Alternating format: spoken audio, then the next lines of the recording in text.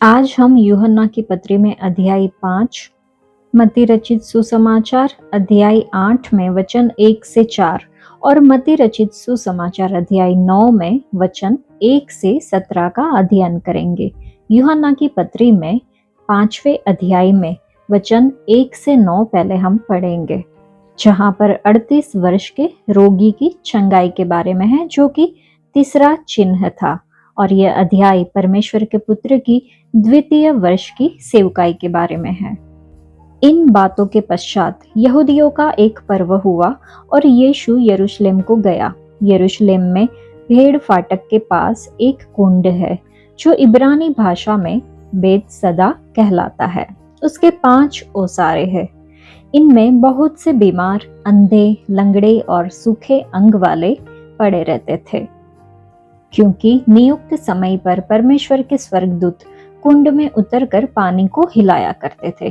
पानी हिलते ही जो कोई पहले उतरता वह चंगा हो जाता था, चाहे उसकी कोई बीमारी क्यों न हो। वहां एक मनुष्य था जो 38 वर्ष से बीमारी में पड़ा था। यीशु ने उसे पड़ा हुआ देखकर और यह जानकर कि वह बहुत दिनों से इस दशा में पड़ा है, उससे पूछा, क्या तू चंगा होना चाहता है? उस बीमार ने उसको उत्तर दिया, हे प्रभु, मेरे पास कोई मनुष्य नहीं कि जब पानी हिलाया जाए तो मुझे कुंड में उतारे, परंतु मेरे पहुंचते पहुंचते दूसरा मुझसे पहले उतर जाता है। यीशु ने उससे कहा, उठ, अपनी खाट उठा और चल फिर। वह मनुष्य तुरंत चंगा हो गया और अपनी खाट उठाकर चलने फिरने लगा। इन वचनों से हमें समझना होगा कि इस संसार में प्रभु यीशु एक यहूदी के रूप में जन्मे थे और वह उस व्यवस्था के प्रति आज्ञाकारी थे जिसे परमेश्वर ने यहूदियों के लिए बनाया था। प्रभु यीशु पर्व के लिए यरूशलेम को गए लिखा है। सबसे पहली बात, पुराना नियम के यहोवा के रूप में प्रभु यीशु ही वह व्यक्ति थे जिसने फसह की स्थापना की थी। अब एक मनुष्य के रूप में वह अपने पिता की आज्ञाकारी थे।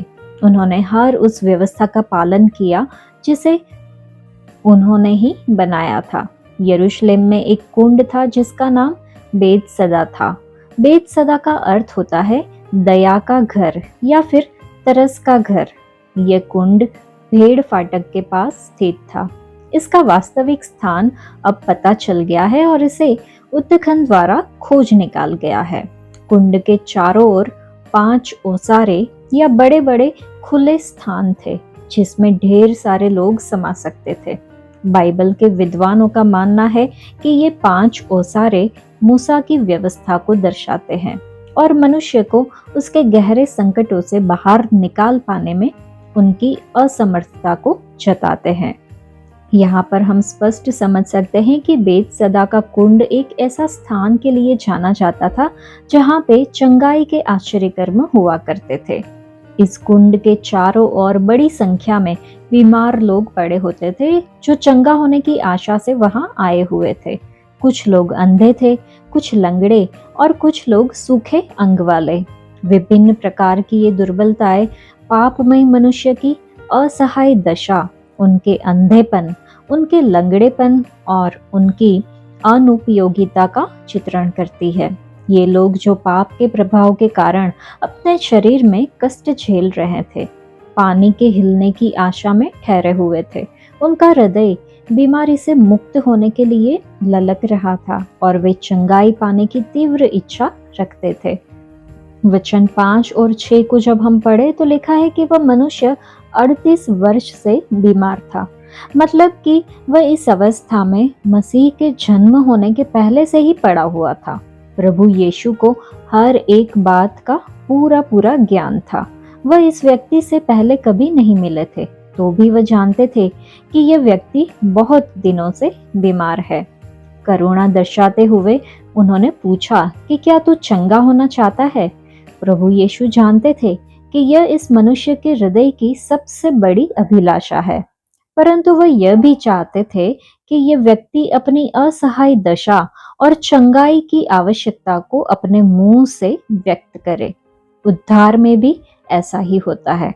प्रभु जानते हैं कि हमें उद्धार की बहुत जरूरत है, परंतु वह तब तक रुके रहते हैं जब तक हम अपने मुंह से यह अंगीकार नहीं कर लेते कि हमें उनकी जरूरत है और हम उसे अपने उद्धारकर्ता के रूप में ग्रहण नहीं कर लेते। हम अपनी इच्छा से उद्धार नहीं पाते, तो भी इससे पहले कि परमेश्वर एक आत्मा का उद्धार करे, उस मनुष्य को अपनी इच्छा प्रकट करना जरूरी है। उस बीमार व्यक्ति का उत्तर और भी दयनीय था। वर्षों तक वह कुंड के किनारे पड़ा रहा ताकि वह नियुक्त समय पर नीचे उतर सके, परंतु जब भी पानी हिलाया जाता था उसकी सहायता करने के लिए उसके पास और कोई नहीं होता था। हर बार वह पानी में उतरने का प्रयास करता था, परंतु उससे पहले ही कोई दूसरा उतर जाता था। यह बात हमें इस बात का ध्यान दिलाती है कि यदि हम अपने उद्धार के लिए अपने संगी मनुष्यों पर निर्भर रहेंगे तो हमें कितना निराश होना पड़ेगा। इस मनुष्य की खाट असल में एक हल्की सी चट्टाई होगी। प्रभु यीशु ने उससे कहा कि उठ, अपनी खाट उठा और चल फिर। यहाँ पर हम समझ सकते हैं कि उद्धार पाने के बाद हमें सिर्फ उठना ही नहीं है, परंतु हमें चलना भी है। प्रभु यीशु हमें पाप की महामारी से चंगाई देते हैं और उसके बाद वह चाहते हैं कि हम उसके योग्य चाल चले। उद्धारकर्ता कभी भी किसी कार्य को करने के लिए सामर्थ्य दिए बिना उस कार्य को करने की आज्ञा नहीं देते। जब प्रभु ने इस व्यक्ति से अपनी बातें कही तो उस बीमार व्यक्ति के शरीर में नया जीवन और सामर्थ्य बह चला। वह तुरंत चंगा हो गया। वह धीरे धीरे चंगा नहीं हुआ। जो पैर वर्षों से बेकार या कमजोर हो गए थे, अब सामर्थ्य पाकर सक्रिय हो गए। उसके बाद प्रभु के वचनों का पालन किया गया। वह अपनी खाट उठाकर चलने फिरने लगा। 38 वर्ष की बीमारी के बाद ऐसा कर पाना उसके लिए क्या ही रोमांचक रहा होगा।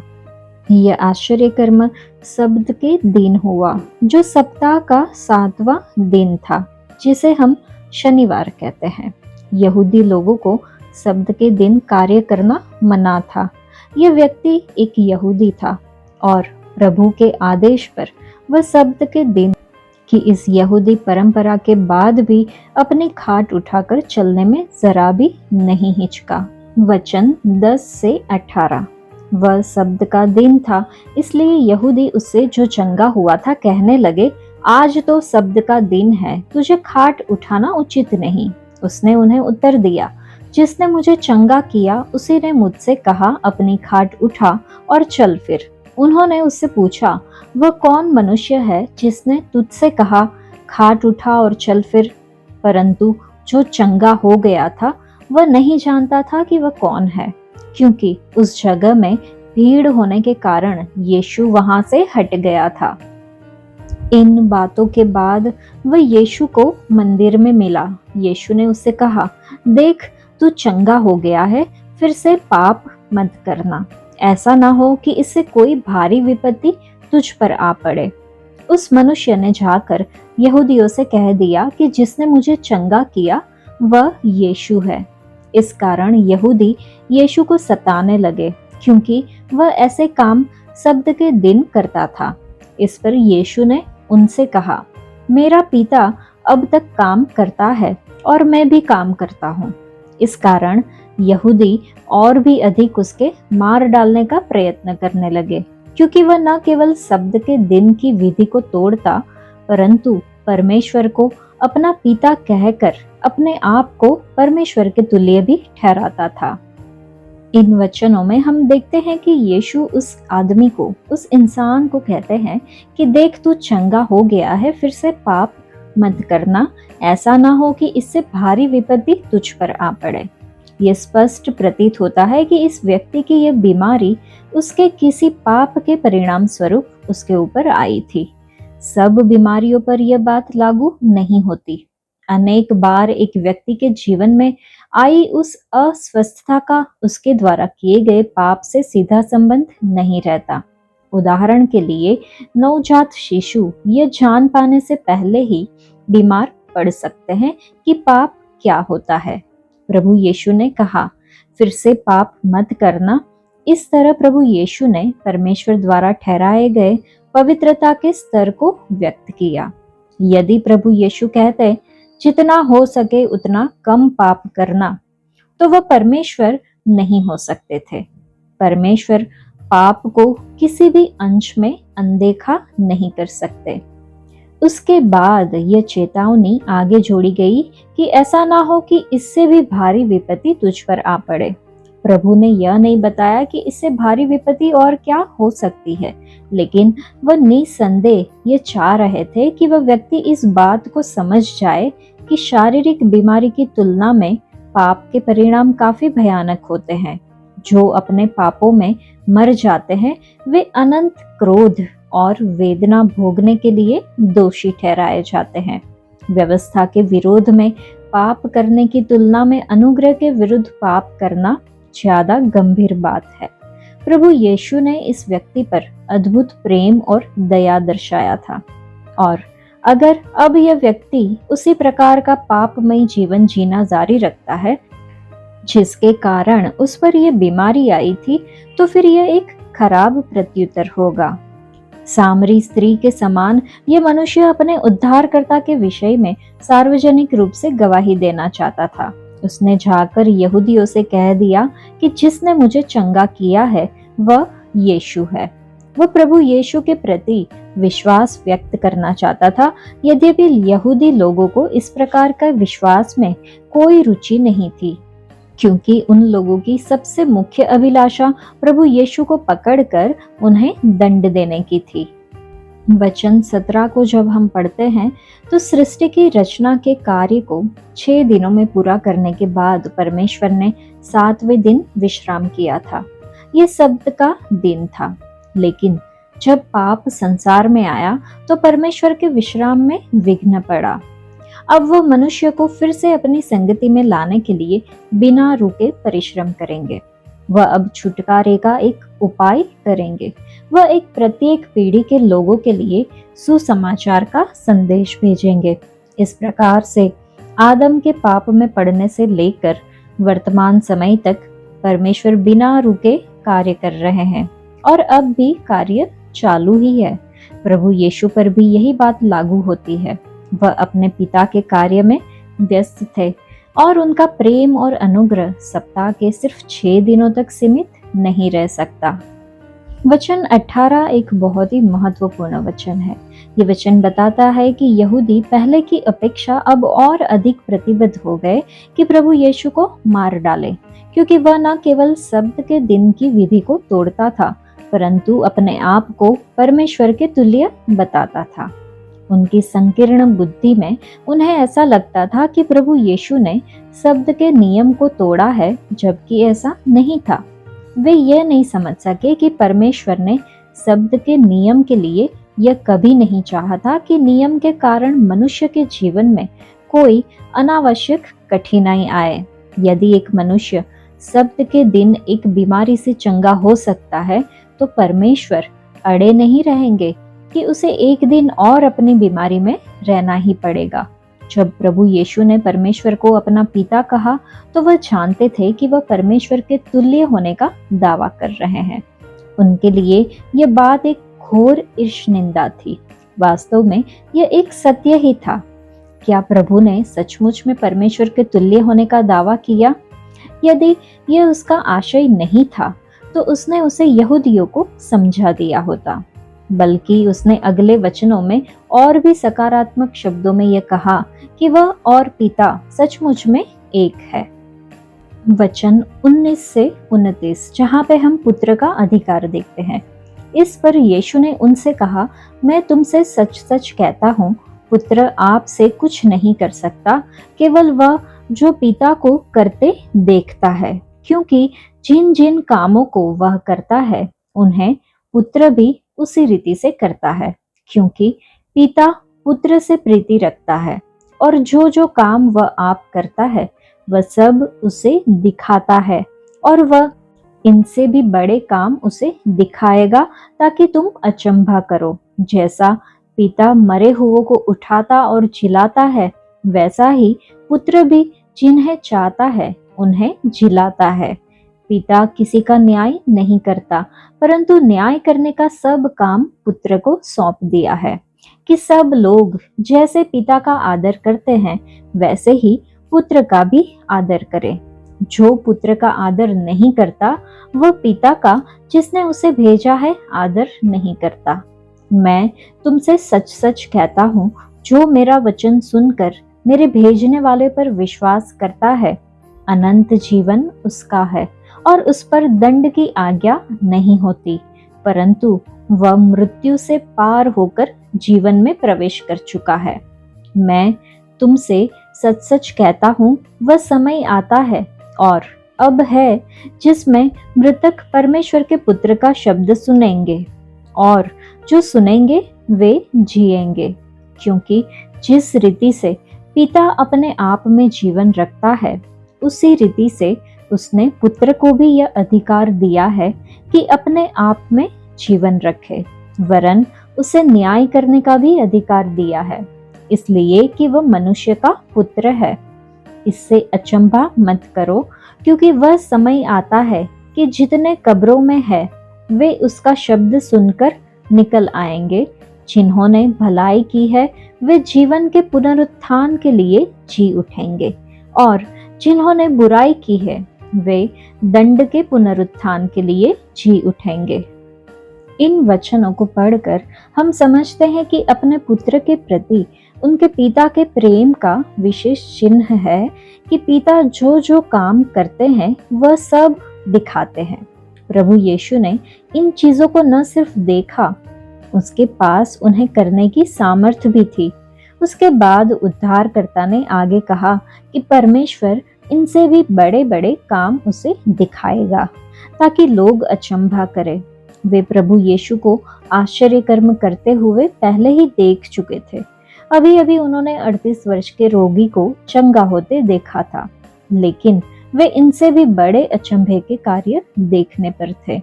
अचंभे का पहला कार्य मरे हुओं में से जीवित करने का आश्चर्य कर्म होगा, जो कि हम वचन 21 में देखेंगे।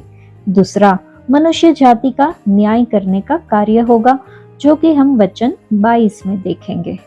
जैसा वचन 21 में है कि यहाँ पर पुत्र और पिता की तुल्यता का एक और स्पष्ट कथन पाया जाता है। यहूदियों ने प्रभु यीशु पर दोष लगाया कि वह परमेश्वर के तुल्य होने का दावा करता है। उसने इस आरोप का इनकार नहीं किया, लेकिन उसने इस सच्चाई के एक से बढ़कर एक ठोस प्रमाण दिए कि वह और पिता एक है। जिस प्रकार से पिता मरे हुओं को उठाते हैं और जिलाते हैं, वैसे ही प्रभु भी जिन्हें चाहते हैं उन्हें जिलाते हैं। यदि प्रभु यीशु मनुष्य मात्र होते तो क्या उनके विषय में ऐसा कहा जा सकता था? नया नियम ये बताता है कि परमेश्वर पिता ने न्याय करने का सब काम पुत्र को सौंप दिया है। इस काम को कर पाने के लिए एक आवश्यकता थी कि प्रभु यीशु के पास परम ज्ञान और सिद्ध धार्मिकता हो। उसमें मनुष्य के हृदयों और विचारों को समझ पाने की सामर्थ्य जरूरी थी। ये कितनी विचित्र बात थी कि सारी पृथ्वी का न्याय इन यहूदियों के सामने खड़ा होकर अपने अधिकार का दावा कर रहा है, तो भी वे उसे नहीं पहचान सके। बहुत सारे लोग परमेश्वर की आराधना करने का दावा करते हैं, लेकिन यह मानने से इनकार करते हैं प्रभु यीशु परमेश्वर है। उनका मानना है कि प्रभु यीशु एक अच्छे मनुष्य थे या अन्य सभी मनुष्यों की तुलना में परमेश्वर के सबसे अधिक समान थे। लेकिन इस वचन में, जो कि वचन 23 है, यीशु मसीह को पूरी तरह से परमेश्वर के बराबर बताया गया है और अनिवार्य किया गया है कि जो आदर लोग परमेश्वर पिता को देते हैं वे प्रभु यीशु को भी दे। परमेश्वर से प्रेम करने का दावा निरर्थक है अगर हम वही प्रेम प्रभु यीशु से नहीं रखते। यदि आपने अब तक ये नहीं पहचाना है कि प्रभु यीशु मसीह कौन है, तो इस वचन की ओर सावधानी से ध्यान दें। याद रखें कि यह परमेश्वर का वचन है और इस महिमामय सत्य को स्वीकार करें कि प्रभु यीशु देह रूप में प्रकट हुए परमेश्वर है। आगे वचन 24 में जब वो कहते हैं कि मैं तुमसे सच सच कहता हूँ, जो मेरा वचन सुनकर मेरे भेजने वाले की प्रतीति करता है, अनंत जीवन उसका है। हमें ध्यान देना होगा कि वह यह नहीं कह रहे कि वह अनंत जीवन पाएगा, लेकिन यह कह रहे हैं कि वर्तमान से ही अनंत जीवन उसका है। अनंत जीवन प्रभु यीशु मसीह का जीवन है। यह एक ऐसा जीवन नहीं है जो सिर्फ सदा काल तक बना रहेगा, लेकिन यह एक उच्चतर स्तर का जीवन है। यह उद्धारकर्ता का जीवन है जिसे वह हमें देते हैं जब हम उन पर विश्वास लाते हैं। यह वह आत्मिक जीवन है जिसे एक मनुष्य नया जन्म के समय प्राप्त करता है। यह उस भौतिक जीवन के विपरीत है जिसे उसने अपने भौतिक जन्म पर प्राप्त किया था। लिखा है कि उस पर दंड की आज्ञा नहीं। यहाँ पर यह कहा गया है कि वर्तमान में दंड के लिए दोषी नहीं ठहराया गया है और भविष्य में भी वह दोषी नहीं ठहराया जाएगा। जो प्रभु यीशु पर विश्वास रखते हैं वह दंड से मुक्त है, क्योंकि मसीह ने उसके पाप का दंड कलवरी पर चुका दिया है। परमेश्वर इस दंड को 2 बार चुकाए जाने की मांग नहीं करेंगे। मसीह ने हमारा स्थान लेकर के इस दंड को चुका दिया है और बहुत ही ये पर्याप्त है।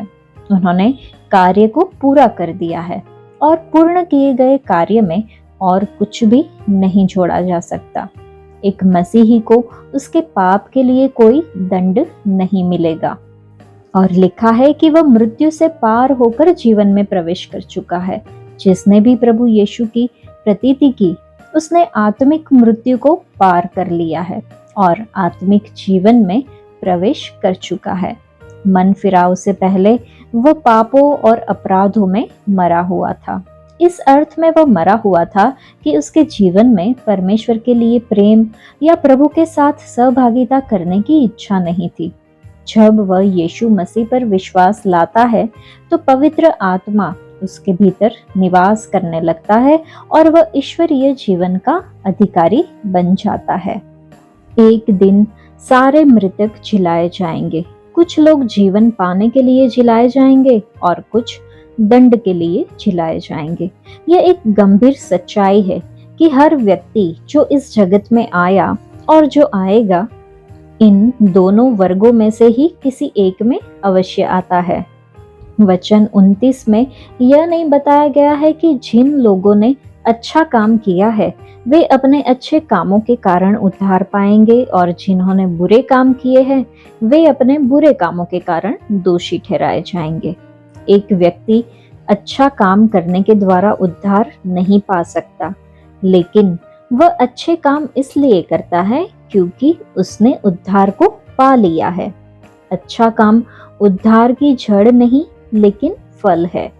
वे कारण नहीं परंतु प्रभाव है।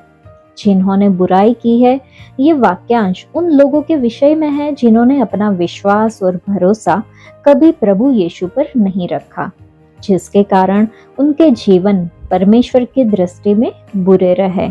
ये परमेश्वर के सामने इसलिए जिलाए जाएंगे ताकि उन्हें अनंत दंड की आज्ञा सुनाई जाए। वचन 30 से 47। मैं अपने आप से कुछ नहीं कर सकता, जैसा सुनता हूँ वैसा न्याय करता हूँ और मेरा न्याय सच्चा है, क्योंकि मैं अपनी इच्छा नहीं परंतु अपने भेजने वाले की इच्छा चाहता हूँ। यदि मैं आप ही अपनी गवाही दूं तो मेरी गवाही सच्ची नहीं। एक और है जो मेरी गवाही देता है और मैं जानता हूँ कि मेरी जो गवाही वह देता है वह सच्ची है। तुमने यूहन्ना से पूछवाया और उसने सच्चाई की गवाही दी है, परंतु मैं अपने विषय में मनुष्य की गवाही नहीं चाहता। तो भी मैं ये बातें इसलिए कहता हूँ कि तुम्हें उद्धार मिले।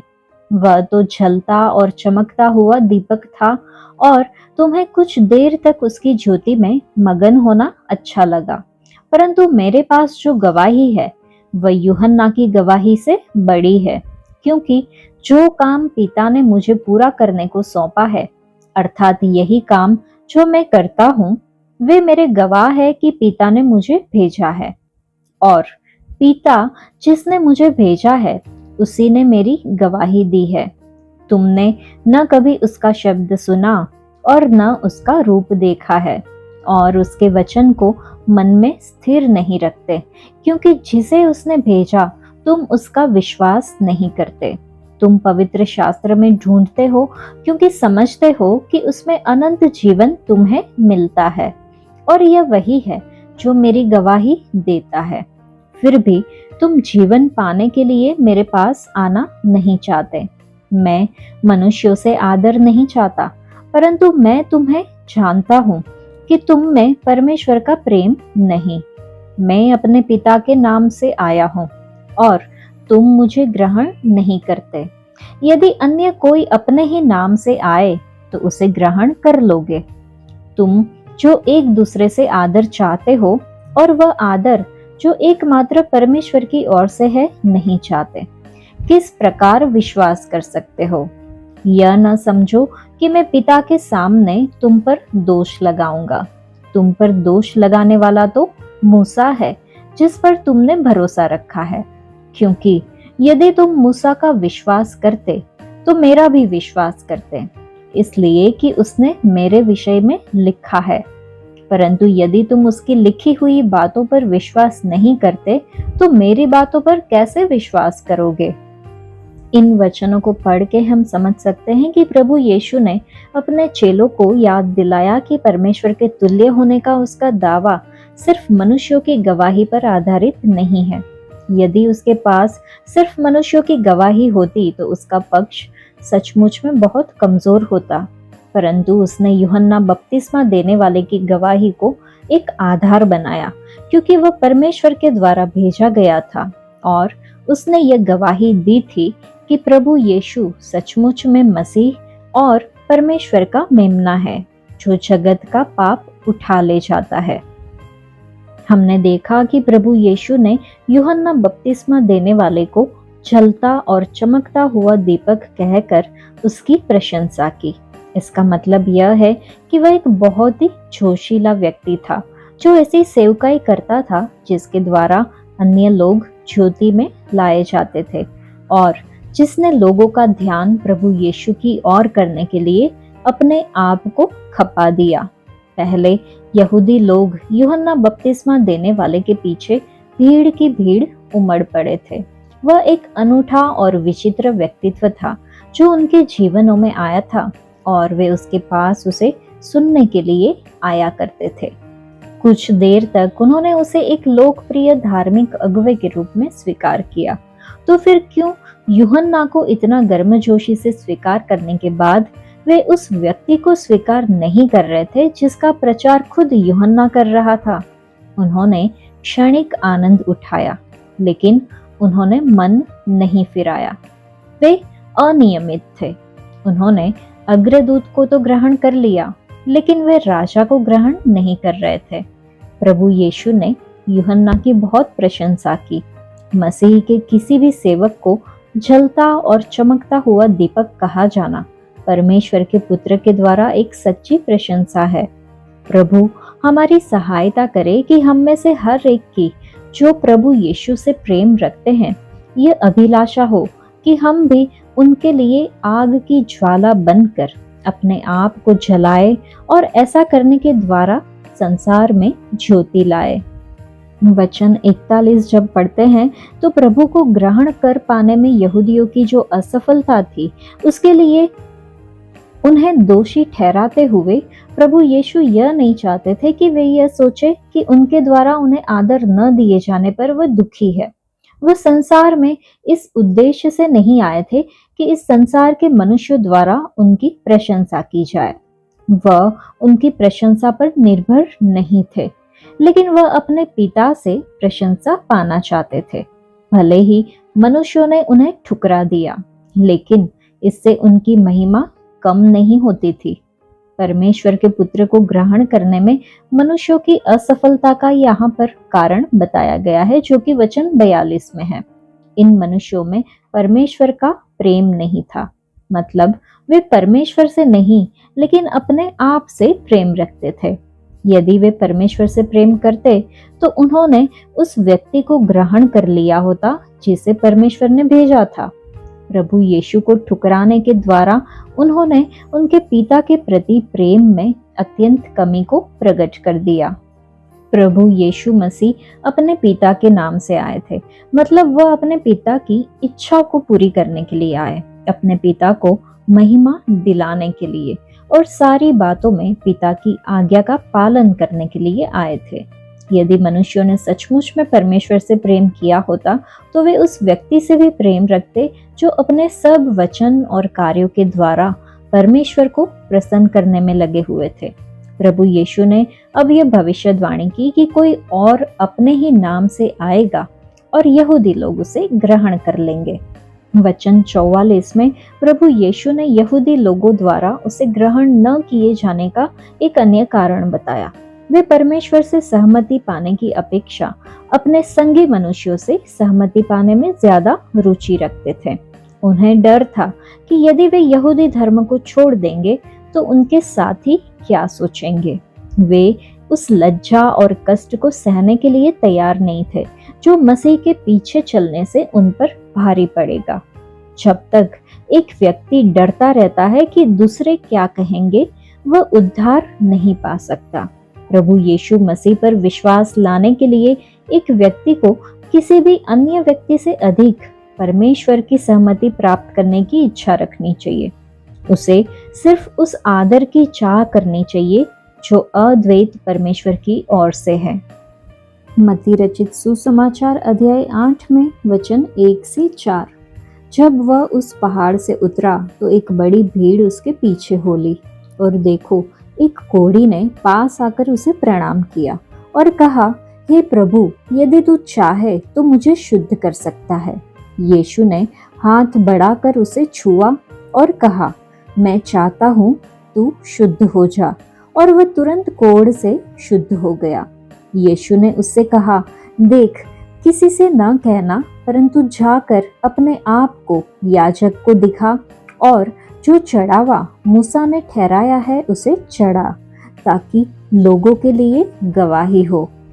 यहाँ पर पहले ही वचन को पढ़ के हम समझ सकते हैं कि वैसे यीशु की शिक्षा सुधारवादी और अत्यंत कठिन थी, तो भी इसमें एक आकर्षण शक्ति थी। इसमें इतनी शक्ति थी कि बड़ी भीड़ उसके पीछे हो ली। सत्य अपने आप में ही एक प्रमाण है। यद्यपि लोग इसे शायद पसंद न करें, पर वे इसे कभी भूल नहीं सकते। आगे हम देखते हैं कि एक कोढ़ी यीशु के पास आया और चंगाई के लिए उसने एक करुण निवेदन किया। इस कोढ़ी को विश्वास था कि प्रभु उसे चंगा कर सकता है। प्रभु सच्चे विश्वास को कभी हताश नहीं करते। उस समय में कोढ़ी लोग अछूत थे। उनके साथ शारीरिक संपर्क होने से एक व्यक्ति संक्रमित होने के खतरे में पड़ सकता था। यदि यह व्यक्ति यहूदी हो तो कोढ़ी से शारीरिक संपर्क होने पर वह अपवित्र हो जाता था, मतलब वह इस्राएल की सभा में आराधना करने के अयोग्य ठहरता था। लेकिन जब यीशु ने कोढ़ी को छुआ और चंगाई देने वाले वचन कहे तो कोढ़ तुरंत गायब हो गया। मत्ती के सुसमाचार में यह पहला उदाहरण है जहां यह अंकित किया गया है कि यीशु ने किसी को आदेश दिया कि इस आश्चर्य कर्म के विषय में या जो कुछ उन्होंने देखा है उसके विषय में वे किसी से कुछ न कहे। इसका कारण शायद यह था कि वह जानते थे कि कुछ लोग सिर्फ रोमी साम्राज्य की अधीनता से छुटकारा पाने में ही रुचि रखते हैं, लेकिन वह जानते थे कि इस्राएल ने अब तक मन नहीं फिराया है और इस्राएली जाति उसके आत्मिक नेतृत्व का इनकार कर देगी और उसे पहले क्रूस पर चढ़ना आवश्यक है। मूसा की व्यवस्था के अधीन याजक लोग वैद्य की भूमिका भी पूरी करते थे। जब एक कोढ़ी शुद्ध हो जाता था तो यह आवश्यक था कि वह भेंट लेकर आए और याजक के सामने उपस्थित हो ताकि वह उसे शुद्ध घोषित करे, जैसा कि लेव व्यवस्था की पुस्तक अध्याय 14 में वचन 4 से 6 में हम देख सकते हैं। इस बात पर कोई शंका नहीं है कि यह एक कोढ़ी के शुद्ध होने की एक दुर्लभ घटना थी और इसलिए यह एक असाधारण बात थी, बल्कि इस घटना से इस याजक को भी सचेत हो जाना था कि अंततः मसीह प्रकट हो चुका है। परंतु हमें यहाँ पर इस प्रकार की किसी भी प्रतिक्रिया के बारे में पढ़ने को नहीं मिलता। यीशु ने कोढ़ी से कहा कि वह इससे संबंधित व्यवस्था को पूरी करे। इस आश्चर्य कर्म के आत्मिक संकेत स्पष्ट है। मसीहा इस्राएल में आ चुका है कि वह इस्राएली जाति को उसके रोग से चंगाई प्रदान करे। प्रभु ने इस आश्चर्य कर्म को अपने मसीह होने के प्रमाण के रूप में प्रस्तुत किया, परंतु इस्राएली जाति अपने छुटकारा देने वाले को स्वीकार करने के लिए अब तक तैयार नहीं हुई थी। मत्ती रचित सुसमाचार अध्याय 9 में वचन 1 से 17। फिर वह नाव पर चढ़कर पार गया और अपने नगर में आया, और देखो कई लोग लकवा के एक रोगी को खाट पर रखकर उसके पास लाए। यीशु ने उनका विश्वास देखकर उस लकवे के रोगी से कहा, हे पुत्र, ढाढ़स बांध, तेरे पाप क्षमा हुए। इस पर कई शास्त्रियों ने सोचा, यह तो परमेश्वर की निंदा करता है। यीशु ने उनके मन की बातें जानकर कहा, तुम लोग अपने अपने मन में बुरा विचार क्यों कर रहे हो? सहज क्या है, यह कहना तेरे पाप क्षमा हुए, या यह कहना उठ और चल फिर? परंतु इसलिए कि तुम जान लो कि मनुष्य के पुत्र को पृथ्वी पर पाप क्षमा करने का अधिकार है। तब उसने लकवे के रोगी से कहा, उठ, अपनी खाट उठा और अपने घर चला जा। वह उठकर अपने घर चला गया। लोग ये देखकर डर गए और परमेश्वर की महिमा करने लगे, जिसने मनुष्य को ऐसा अधिकार दिया है। वहां से आगे बढ़कर यीशु ने मत्ती नामक एक मनुष्य को महसूल की चौकी पर बैठे देखा और उससे कहा, मेरे पीछे हो ले। वह उठकर उसके पीछे हो लिया। जब वह घर में भोजन करने के लिए बैठा तो बहुत से महसूल लेने वाले और पापी आकर यीशु और उसके चेलों के साथ खाने बैठे। यह देखकर फरीसियों ने उसके चेलों से कहा, तुम्हारा गुरु महसूल लेने वालों और पापियों के साथ क्यों खाता है? यह सुनकर यीशु ने उनसे कहा, वेद भले चंगों के लिए नहीं परंतु बीमारों के लिए आवश्यक है। इसलिए तुम जानकर इसका अर्थ सीख लो। मैं बलिदान नहीं परंतु दया चाहता हूँ, क्योंकि मैं धर्मियों को नहीं परंतु पापियों को बुलाने आया हूँ। तब यूहन्ना के चेलों ने उसके पास आकर कहा, क्या कारण है कि हम और फरीसी इतना उपवास करते हैं पर तेरे चेले उपवास नहीं करते? यीशु ने उनसे कहा, क्या बराती जब तक दुल्हा उनके साथ है शोक कर सकते हैं? पर वे दिन आएंगे जब दुल्हा उनसे अलग किया जाएगा। उस समय वे उपवास करेंगे। कोरे कपड़े का पैबंद पुराने वस्त्र पर कोई नहीं लगाता, क्योंकि वह पैबंद उस वस्त्र से कुछ और खींच लेता है और वह अधिक फट जाता है। और लोग नया दाखरस पुरानी मशकों में नहीं भरते हैं, क्योंकि ऐसा करने से मशकें फट जाती है और दाखरस बह जाता है और मशकें नष्ट हो जाती है। परंतु नया दाखरस नई मशकों में भरते हैं और वे दोनों बचे रहते हैं। इन वचनों में पहले हम पाप क्षमा करने का अधिकार देखते हैं। गदरेनियों के द्वारा तिरस्कार कर दिए जाने के बाद उद्धारकर्ता ने फिर से गलील की झील को पार किया और कफरनहुम में आए, जो नाजरत के लोगों द्वारा उसे मार डालने का प्रयास किए जाने के बाद से उनका अपना नगर बन चुका था। इसी स्थान पर उन्होंने अपने सबसे महान आश्चर्य कर्मों में से कुछ किए थे। 4 मनुष्य एक झोले के मारे हुए व्यक्ति को एक काम चलाओ बिस्तर या दरी पर डालकर उसके पास लाए। मरकुस अपने सुसमाचार में इस घटना का वर्णन करते हुए ये बताता है कि भीड़ के कारण उन्हें उस मनुष्य को छत के खपरे हटाकर ऊपर से नीचे यीशु के सामने उतारना पड़ा, जो कि हम मरकुस रचित सुसमाचार अध्याय 2 में देख सकते हैं। जब यीशु ने उनका विश्वास देखा तो उसने उस झोले के मारे हुए से कहा, हे पुत्र, ढाढ़स बांध, तेरे पाप क्षमा हुए। ध्यान दे कि उसने उनका विश्वास देखा। उन मनुष्यों के विश्वास ने ही उन्हें प्रेरित किया कि वे उस दुर्बल को यीशु के पास लेकर आए, और उस रोगी का विश्वास चंगाई के लिए यीशु पर प्रकट हुआ। हमारे प्रभु ने पहले उसे पाप क्षमा की घोषणा करते हुए इस विश्वास का प्रतिफल दिया। इस महान वैद्य ने बीमारी के लक्षण का इलाज करने से पहले बीमारी के मूल कारण को दूर किया। उन्होंने बड़ी आशीष को पहले दिया। इससे यह प्रश्न सामने आता है कि क्या मसीह ने कभी किसी व्यक्ति को उसे उद्धार दिए बिना भी चंगा किया? जब कई शास्त्रियों ने यीशु को झोले के मारे के पाप क्षमा की घोषणा करते हुए सुना, तो अपने मन में ही उसे परमेश्वर की निंदा करने का दोषी मानने लगे। आखिर पाप क्षमा करने का अधिकार सिर्फ परमेश्वर को है, और निश्चय ही वे उसे परमेश्वर के रूप में स्वीकार नहीं करने वाले थे। सर्वज्ञानी प्रभु यीशु ने उनके विचारों को जान लिया और उनके अविश्वासी मन के बुरे विचार के लिए उन्हें फटकारा, और फिर उनसे पूछा कि क्या यह कहना सहज है, तेरे पाप क्षमा हुए, या यह कि उठ और चल फिर?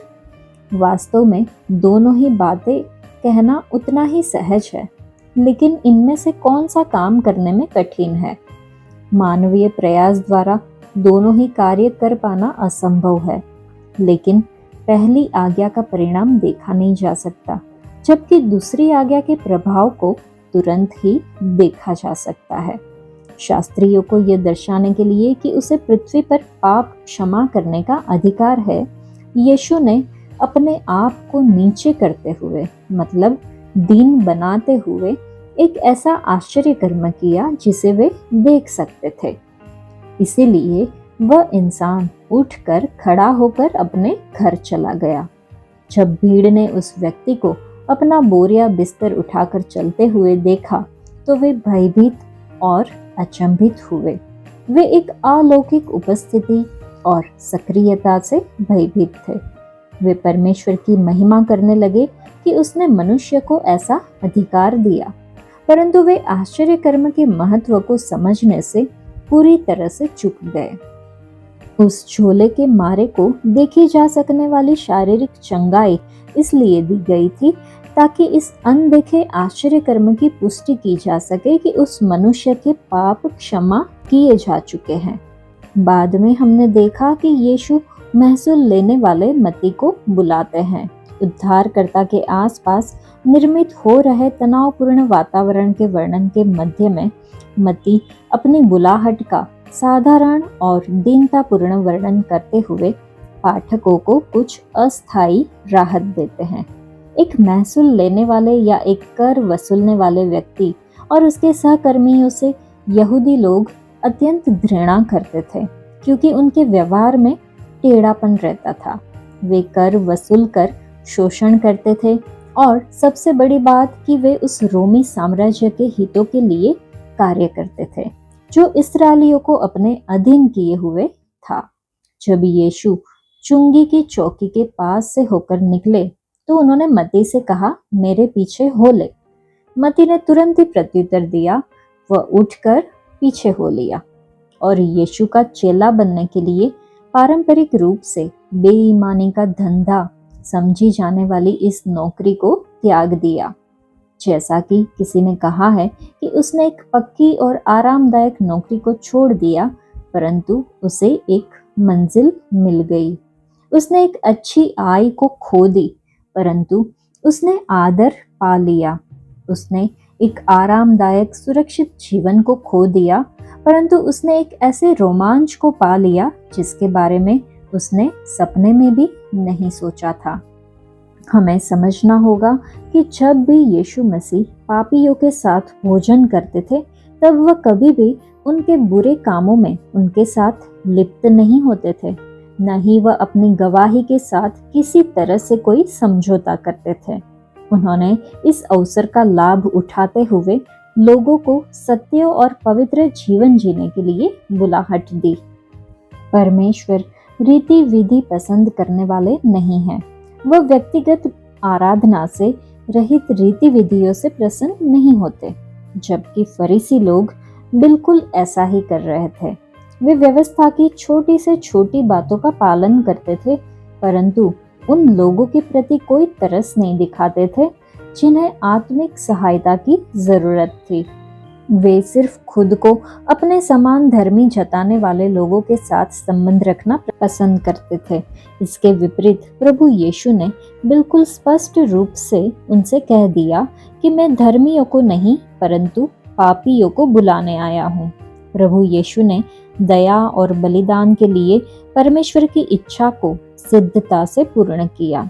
एक अर्थ में संसार में कोई भी धर्मी नहीं है, इसलिए उन्होंने सब लोगों को पश्चाताप करने के लिए बुलाया। परंतु यहाँ पर वह यह कह रहे हैं कि उनकी बुलाहट सिर्फ उन लोगों पर प्रभावी होती है जो अपने आप को पापियों के रूप में स्वीकार करते हैं। वह उन लोगों को चंगाई नहीं दे सकते जो घमंडी, अपने आप को धर्मी समझने वाले और मन न फिराने वाले लोग हैं, जैसा कि फरीसी लोग थे।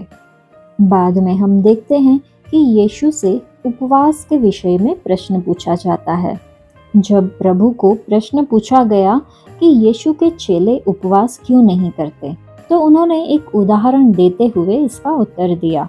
इस उदाहरण में वह अपने आप को दुल्हा बनाते हैं और अपने चेलों को विवाह के अतिथि। जब तक वह उनके साथ है, शोक का चिन्ह प्रकट करते हुए उपवास करने का कोई कारण नहीं है। लेकिन जब वह उनसे ले लिए जाएंगे, उस समय उनके चेले उपवास करेंगे। वह उनसे ले लिए गए मृत्यु और गाड़े जाने में, और क्योंकि अपने स्वर्गारोहण के समय से शरीर रूप में अपने चेलों के पास नहीं रहे।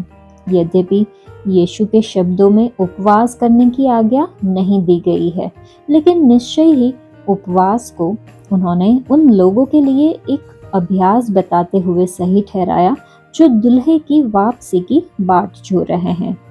यूहन्ना बपतिस्मा देने वाले के चेलों के द्वारा पूछे गए प्रश्न से प्रेरित होकर यीशु ने इस बात को सबके सामने रखा कि यूहन्ना बपतिस्मा देने वाले ने अनुग्रह के एक नए युग की घोषणा करते हुए एक आत्मिक युग का समापन कर दिया, और वह यह दर्शाता है कि दोनों के अलग अलग सिद्धांतों का मिश्रण नहीं किया जा सकता।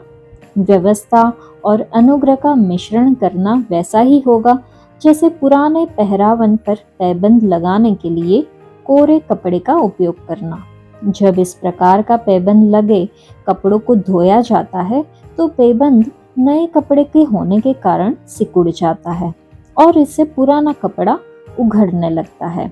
उसे फिर से अलग करने पर वस्त्र और अधिक बदतर हो जाता है। या फिर इस प्रकार की मिलावट नया दाखरस पुरानी मशकों में भरने जैसी होगी। नई दाखरस के सड़ने से उठने वाले फैन के दबाव में चमड़े की पुरानी मशकें फट जाएगी, क्योंकि पुरानी मशकों में लचीलापन कम रहता है। सुसमाचार से मिला जीवन और सुसमाचार से मिली स्वतंत्रता रीति विधिवाद की मशकों को नष्ट कर देते हैं। मसीही युग के आरंभ के परिणाम स्वरूप निश्चय ही तनाव उत्पन्न होने वाला था। जिस आनंद को मसीह लेकर आए थे, वह आनंद पुराना नियम के तौर तरीके और रीति विधियों में नहीं समा सकता। इस आनंद के लिए पूरी तरह से एक नई व्यवस्था की आवश्यकता थी। तो इन वचनों से हम समझते हैं कि लकवे के रोगी की चंगाई यह दर्शाती है कि यीशु के पास न केवल शारीरिक बीमारी पर अधिकार है, बल्कि उससे भी बड़ा आत्मिक सामर्थ्य है पापों को क्षमा करने का, जिससे यह सिद्ध होता है कि वही परमेश्वर है। पाप मनुष्य को परमेश्वर से अलग करता है और यीशु की क्षमा को मानवता की सबसे गहरी आवश्यकता के रूप में प्रस्तुत किया गया है, जो परमेश्वर से मेल मिलाप कराती है। यीशु ने बाहरी रूप से धार्मिक दिखने वालों से नहीं, लेकिन पापियों और समाज द्वारा तिरस्कृत लोगों से संगति की। यह दर्शाते हुए कि परमेश्वर का प्रेम सबके लिए है। नए कपड़े और नई मदिरा की थैलियों के दृष्टांत बताते हैं कि यीशु एक नई वाचा और जीवन का मार्ग लेकर आए, जिसे पुराने धार्मिक ढांचों में समेटा नहीं जा सकता। यीशु मसीह की उपस्थिति परमेश्वर के राज्य का आनंद और उत्सव लेकर आती है, न कि उपवास और व्यवस्था पालन का दुख। आज के लिए इतना ही। परमेश्वर आप सबको आशीष दे। धन्यवाद।